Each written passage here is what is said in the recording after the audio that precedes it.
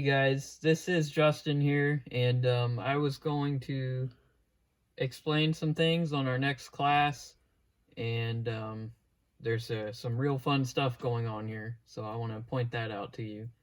Um, our next class will be on assistive technology and improving independence through the use of this technology, which is what this entire program was set up to do by Texas Silk. So I'm going to explain driving controls to you.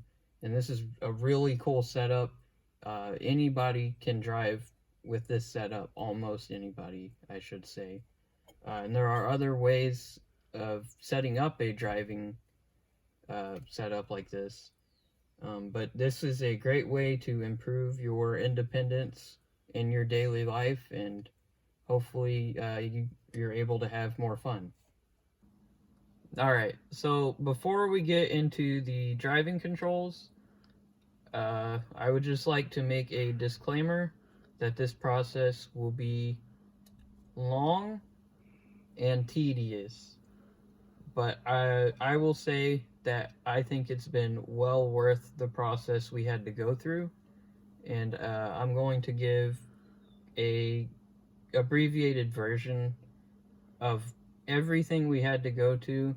And if you do have more in-depth questions about this process, you can go ahead and contact me through my email, which I will have at the end of this video. So, this process begins with getting in touch with a vocational counselor through the Texas Workforce Commission. Once you get and the reason they will help you is because they are trying to help others become contributing members to the workforce, and they will be willing to help you. You just have to get in touch with them and be willing to complete this process throughout. The first thing you will do after you meet with your vocational counselor is work at getting your driver's permit, which you can do online, I believe. After you get your driver's permit, you will get in contact with a driver rehabilitation service. There are a few throughout Texas that you can get in touch with, and the Texas Workforce Commission will pay for the training. So once you get a certain amount of hours done with your driver rehab service, they will want you to complete your driver's license test.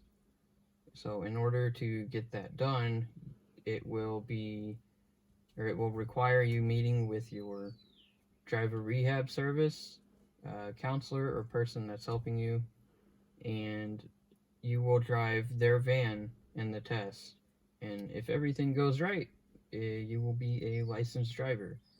But you may not drive for a while, just remember that, because of this process. So after that, you will eventually get through the process, and you will get your van, and you will receive a little bit more training with the van you own at the end, and then you're on your way. So I'm going to go ahead and start the van up with this keypad here.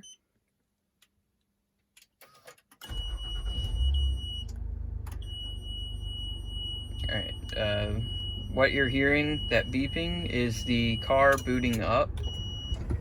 The systems I use to drive. So it's just calibrating everything.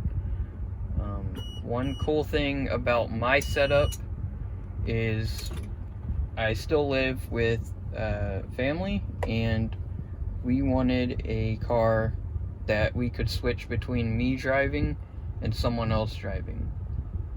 So there are two switches in here that you can switch, and the seats are also able to be moved to either side, and that allows anyone to drive this vehicle. There is no power steering for the able-bodied person to drive the van, but it is an option available if you need it.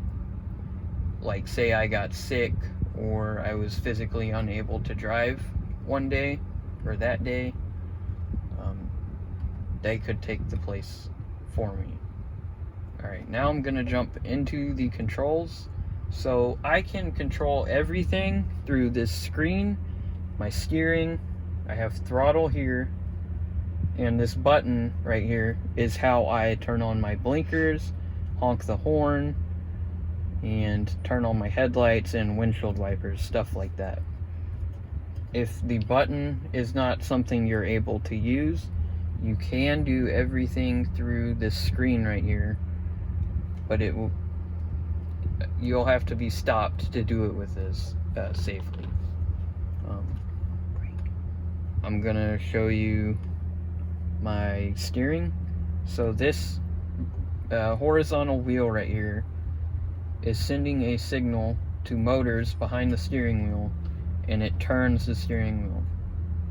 And it takes very little effort, which is something that was key for me because my arm strength is low. There are other controller setups and variations for no matter how limited you are, they will work with you. So that's my setup. And so I made a short mistake in explaining my controls, and I would just like to let you know that you do actually have brakes in here with your adaptive controls. So in order to brake, you actually pull back on the same control you use for throttle. So do not be alarmed, you can still use your brakes. I just forgot to mention that. And that is the full controller setup.